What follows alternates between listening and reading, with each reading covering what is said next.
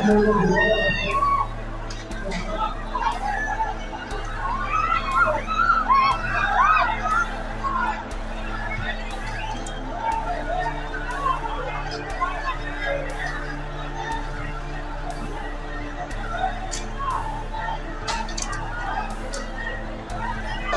है ये? ले लो जो आप आए तो सही। हाथी का साइज है ये।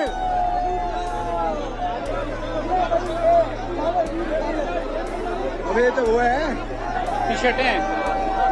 अबे बल्कि ये उतार कलर सही नहीं लग रहा। ये देख ब्लू कलर।